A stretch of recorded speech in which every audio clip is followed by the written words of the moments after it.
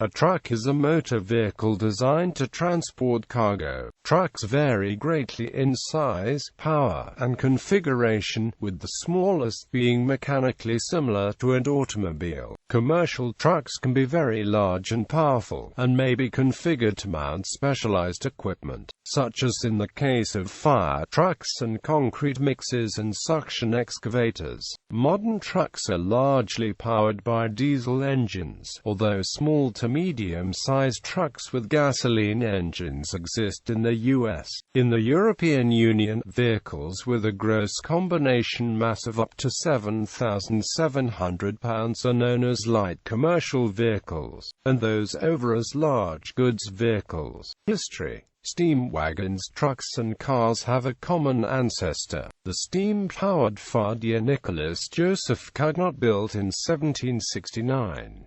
However, steam wagons were not common until the mid-1800s. The roads of the time, built for horse and carriages, limited these vehicles to very short hauls, usually from a factory to the nearest railway station. The first semi-trailer appeared in 1881, towed by a steam tractor manufactured by de Dion Bouton. Steam-powered wagons were sold in France and the United States until the eve of World War I, and 1935 in the United Kingdom, when a change in road tax rules made them uneconomic against the new diesel lorries. Internal combustion. In 1895, Carl Benz designed and built the first truck in history using the internal combustion engine. Later that year, some of Benz's trucks were modified to become the first bus by the Netfner, the first motorbus company in history. A year later, in 1896, another internal combustion engine truck was built by Gottlieb Daimler. Other companies, such as Peugeot, Renault and Bossing, also built their own versions.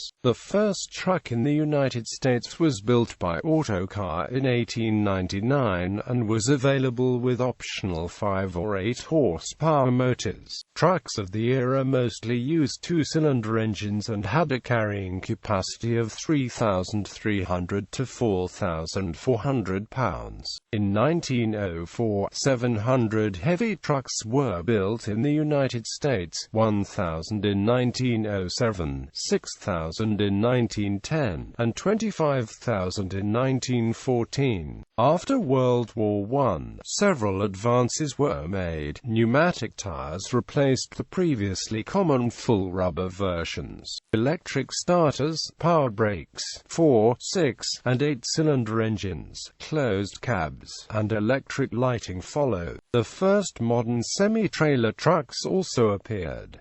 Touring car builders such as Ford and Renault entered the heavy truck market. Diesel engines. Although it had been invented in 1890, the diesel engine was not common in trucks in Europe until the 1930s. In the United States, it took much longer for diesel engines to be accepted. Gasoline engines were still in use on heavy trucks in the 1970s, while in Europe, they had been completely replaced 20 years earlier. Etymology. The word truck might come from a back formation of truckle, meaning small wheel or pulley, from Middle English trochel, in turn from Latin trochlea.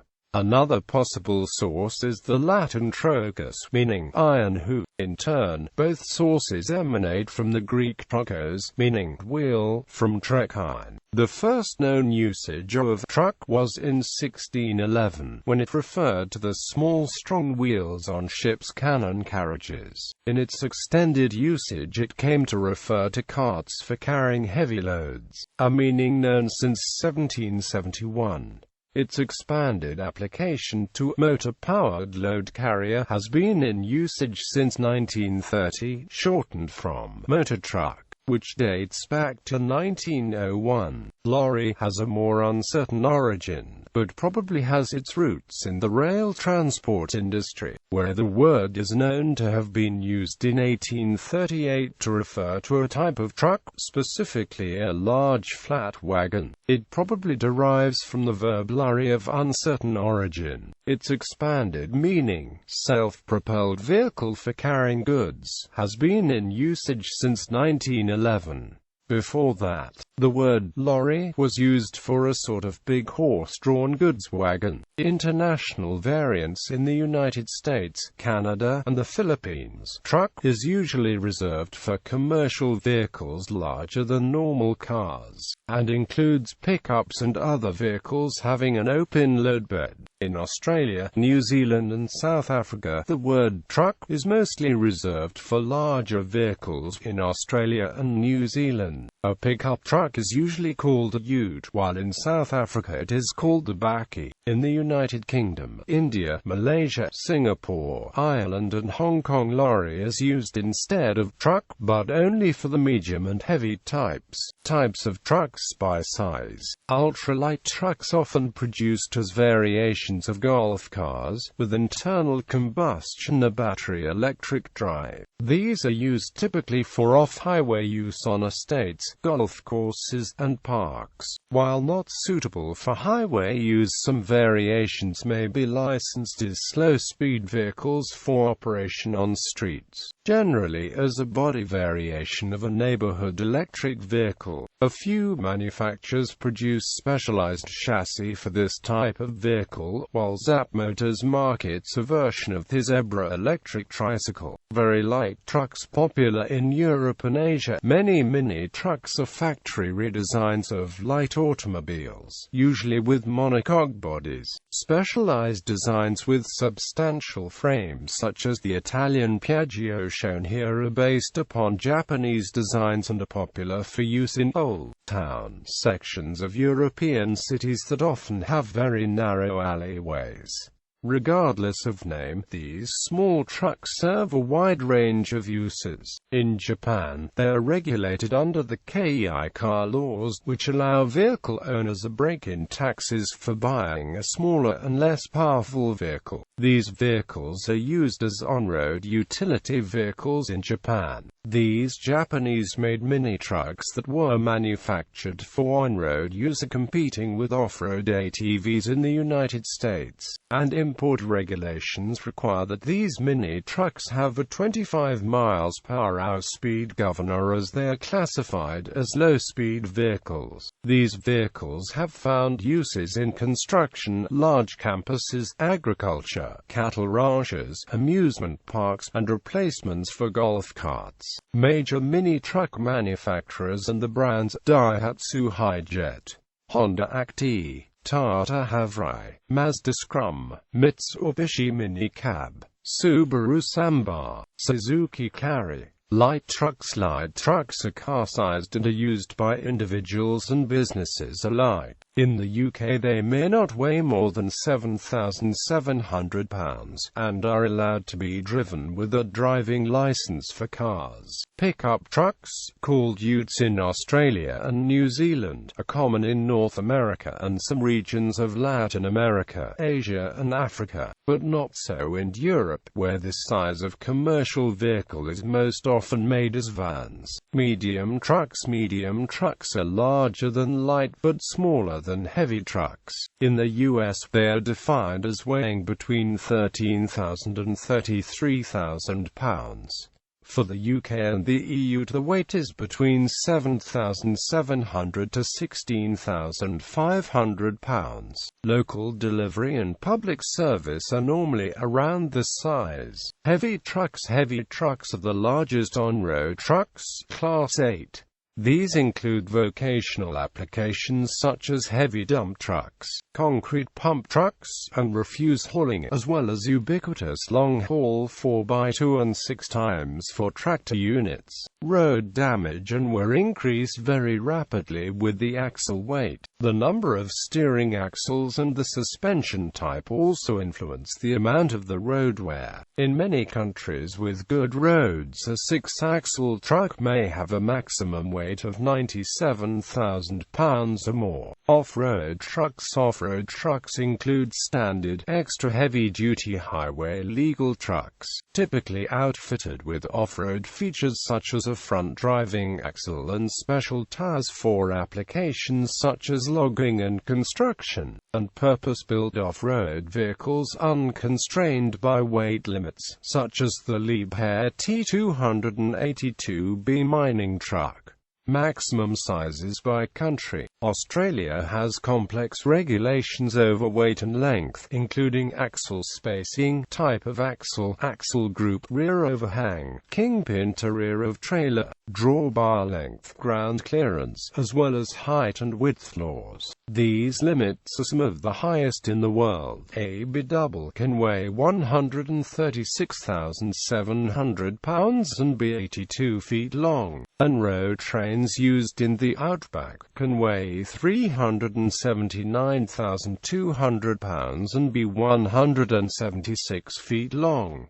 The EU also has complex regulations. The number and spacing of axles, steering, single or dual tires, and suspension type all affect maximum weights. Length of a truck, of a trailer, from axle to hitch point, kingpin to rear of trailer, and turning radius are all regulated. In addition, there are special rules for carrying containers, and countries can set their own rules for local traffic. The U.S. federal bridge law deals with the relation between the gross weight of the truck, the number of axles, the weight on and the spacing between the axles that the truck can have on the interstate highway system. Each state determines the maximum permissible vehicle combination and axle weight on state and local roads. Anatomy. Almost all trucks share a common construction. They are made of a chassis, a cab, an area for placing cargo or equipment, axles, suspension and road wheels, an engine and a drivetrain. Pneumatic, hydraulic, water, and electrical systems may also be present.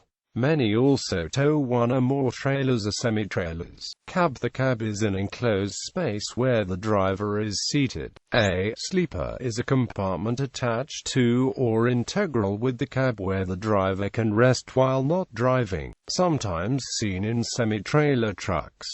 There are several possible cab configurations. Cab over engine or flat nose, where the driver is seated above the front axle and the engine. This design is almost ubiquitous in Europe, where overall truck lengths are strictly regulated, but also widely used in the rest of the world as well. They were common in North American heavy-duty trucks, but lost prominence when permitted length was extended in the early 1980s. Nevertheless, this design is still popular in North America among medium and light-duty trucks. To reach the engine, the whole cab tilts forward, earning this design the name of tilt cab. This type of cab is especially suited to the delivery conditions in Europe, where many roads follow the layout of much more ancient paths and trackways, which require the additional turning capability given by the short wheelbase of the cab over engine type. The co-design was invented by Victor Schreckengust. Conventional cabs are the most common in North America and Australia, and are known in the UK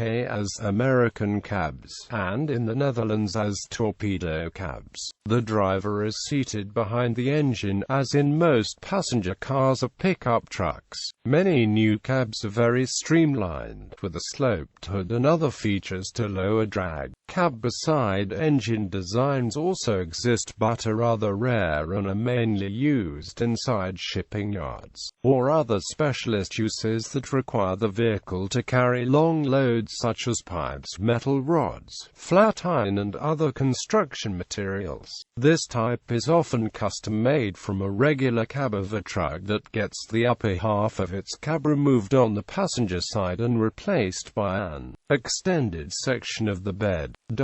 A further step from this is the side-loading forklift that can be described as a specially fabricated vehicle with the same properties as a truck of this type, in addition to the ability to pick up its own load. Most small trucks such as sport utility vehicles or pickups, and even light medium-duty trucks in North America, China, and Russia use gasoline engines, but many diesel-engined models are now being produced. Most of the heavier trucks use 4-stroke diesel engines with a turbocharger and intercooler. Huge off-highway trucks use locomotive-type engines such as a V12 Detroit diesel 2-stroke engine. Diesel engines are becoming the engine of choice for trucks ranging from Class 3 to 8 GVWs. A large proportion of refuse trucks in the United States employ CNG engines for the low fuel cost and reduced carbon emissions. North American manufactured highway trucks often use an engine built by a third party, such as Cat, Cummins, or Detroit Diesel, but both Mack and Navistar offer their own engines. In the European Union, all new truck engines must comply with Euro 5 emission regulations. Drivetrain small trucks use the same type of transmissions as almost all cars, having either an automatic transmission or a manual transmission with synchromesh. Bigger trucks often use manual transmissions without synchronizers, saving bulk and weight, although synchromesh transmissions are used in larger trucks as well. Transmissions without synchronizers, known as crash boxes, are required double clutching for each shift, or a technique known colloquially as floating, a method of changing gears which doesn't use the clutch, except for starts and stops. Due to the physical effort of double clutching, especially with non-power assisted clutches, faster shifts, and less clutch wear, double clutching allows the driver to control the engine and transmission revolutions to synchronize, so that a smooth shift can be made. For example, when upshifting, the accelerator pedal is released and the clutch pedal is depressed while the gear lever is moved into neutral. The clutch pedal is then released and quickly pushed down again while the gear lever is moved to the next higher gear. Finally, the clutch pedal is released and the accelerator pedal pushed down to obtain required engine speed. Although this is a relatively fast movement, perhaps a second or so while transmission is in neutral, it allows the engine speed to drop and synchronize engine and transmission revolutions relative to the road speed. Downshifting is performed in a similar fashion, except the engine speed is now required to increase just the right amount in order to achieve the synchronization for a smooth, non-collision gear change. Skip changing is also widely used. In principle, operation is the same as double clutching, but it requires neutral be held slightly longer than a single gear change. Common North American setups include 9, 10, 13, 15, and 18 speeds. Automatic and semi-automatic transmissions for heavy trucks are becoming more and more common, due to advances both in transmission and engine power. In Europe, 8, 10, 12, and 16 gears are common on larger trucks with manual transmission, while automatic or semi-automatic transmissions would have anything from 5 to 12 gears. Almost all heavy truck transmissions are of the range and split type, where range change and so-called half gears or splits are air-operated and always pre-selected before the main gear selection. A truck frame consists of two parallel box-to-C-shaped rails, or beams, held together by cross members. These frames are referred to as ladder frames due to the resemblance to a ladder if dipped on end. The rails consist of a tall vertical section and two shorter horizontal flanges. edges. The height of the vertical section provides opposition to vertical flex when weight is applied to the top of the frame. Though typically flat the whole length on heavy-duty trucks, the rails may sometimes be tapered or arched for clearance around the engine or over the axles. The holes in rails are used either for mounting vehicle components and running wires and hoses, or measuring and adjusting the orientation of the rails at the factory or repair shop. The frame is usually made of steel, but can be made of aluminum for a lighter weight. A tow bar may be found attached at one or both ends, but heavy trucks almost always make use of a fifth wheel hitch. Body types. Box trucks have walls and a roof, making an enclosed load space. The rear has doors for unloading, a side door is sometimes fitted. Dump trucks transport loose materials such as sand, gravel, or dirt for construction. A typical dump truck has an open box bed, which is hinged at the rear and lifts at the front, allowing the material in the bed to be unloaded on the ground behind the truck. Flatbed trucks have an entirely flat, level platform body. This allows for quick and easy loading but has no protection for the load. Hinging or removable sides are sometimes fitted. Semi-tractors have a fifth wheel for towing a semi-trailer instead of a body. Tank trucks are designed to carry liquids or gases. They usually have a cylindrical tank lying horizontally on the chassis. Many variants exist due to the wide variety of liquids and gases that can be transported. Wreckers are used to recover and/or tow disabled vehicles. They are normally equipped with a boom with a cable wheel. Chassis lifts are becoming common on newer trucks. Sales and sales issues. Manufacturers' truck market worldwide. Driving. In many countries, driving a truck requires a special driving license. The requirements and limitations vary with each different jurisdiction. Australia. In Australia, a truck driver's license is required for any motor vehicle with a gross vehicle mass exceeding 9,900 pounds. The motor vehicles classes are further expanded as Combination HC, Heavy Combination, a typical prime mover plus semi-trailer combination, MC, multi-combination, e.g., B-doubles, road trains. Rigid L, light rigid, a rigid vehicle with a GVM of more than 9,900 pounds but not more than 17,600 pounds. Any towed trailer must not weigh more than 19,800 pounds GVM. Mr. Medium Rigid, a rigid vehicle with two axles and a GVM of more than 17,600 pounds. Any towed trailer must not weigh more than 19,800 pounds GVM. Also includes vehicles in Class LR, HR, Heavy Rigid, a rigid vehicle with 3 or more axles and a GVM of more than 17,600 pounds. Any towed trailer must not weigh more than 19,800 pounds GVM. Also includes articulated buses and vehicles in Class Mr. Heavy vehicle transmission. There is also a heavy vehicle transmission condition for a license Class HC, HR, or MC test passed in a vehicle fitted with an automatic asynchronous transmission. A driver's license will be restricted to vehicles of that class fitted with a synchronous or automatic transmission. To have the condition removed, a person needs to pass a practical driving test in a vehicle with non-synchronous transmission. European Union driving licensing has been harmonized throughout the European Union, so that common, albeit complex rules apply on all member states. As an overview, to drive a vehicle weighing more than 16,500 pounds for commercial purposes requires a specialist license. For licenses first acquired after 1997, that weight was reduced to 7,700 pounds, not including trailers. India. There are around 50 lakh truck drivers in India.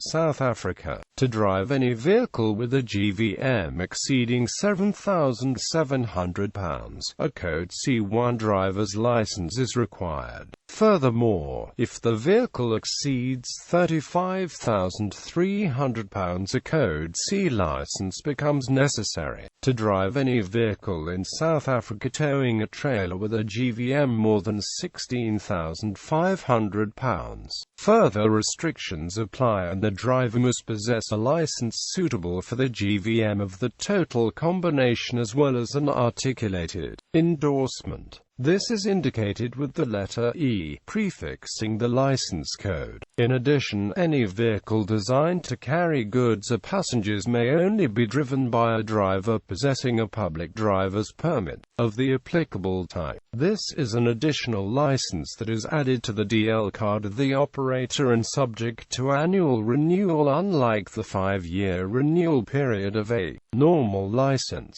The requirements for obtaining the different classes are below. G. Are required for the transport of general goods. A. Requires a criminal record check and a fee on issuing and renewal. P. Required for the transport of paying passengers. A. Requires a more stringent criminal record check on. Additionally, the driver must be over the age of 21 at time of issue. AG Class PRDP will be issued at the same time. D. Are required for the transport of dangerous materials. A. Requires all of the same checks as Class P. In addition, the driver must be over 25 at time of issue. United States. In the United States, a commercial driver's license is required to drive any type of commercial vehicle weighing 26,001 pounds or more. The federal government regulates how many hours a driver may be on the clock, how much rest and sleep time is required. Violations are often subject to significant penalties. Instruments to track each driver's hours must sometimes be fitted. In 2006, the U.S. trucking industry employed 1.8 million drivers of heavy trucks. Environmental effects. Trucks contribute to air, noise, and water pollution similarly to automobiles. Trucks may emit lower air pollution emissions than cars per equivalent vehicle mass, although the absolute level per vehicle distance traveled is higher, and diesel particulate matter is especially problematic for health. EPA measures pollution from trucks. With respect to noise pollution, trucks emit considerably higher sound levels at all speeds compared to typical cars. This contrast is particularly strong with heavy-duty trucks. There are several aspects of truck operations that contribute to the overall sound that is emitted. Continuous sounds are those from tires rolling on the roadway, and the constant hum of their diesel engines at highway speeds. Less frequent noises, but perhaps more noticeable, are things like the repeated sharp-pitched whistle of a turbocharger on acceleration, or the abrupt blare of an exhaust brake retarder when traversing a downgrade. There has been noise regulation put in place to help control where and when the use of engine braking retarders are allowed. Concerns have been raised about the effect of trucking on the environment, particularly as part of the debate on global warming. In the period from 1990 to 2003, carbon dioxide emissions from transportation sources increased by 20%, despite improvements in vehicle fuel efficiency. In 2005, transportation accounted for 27% of U.S. greenhouse gas emission, increasing faster than any other sector. Between 1985 and 2004, in the U.S., energy consumption in freight transportation grew nearly 53%, while the number of ton-miles carried increased only 43%.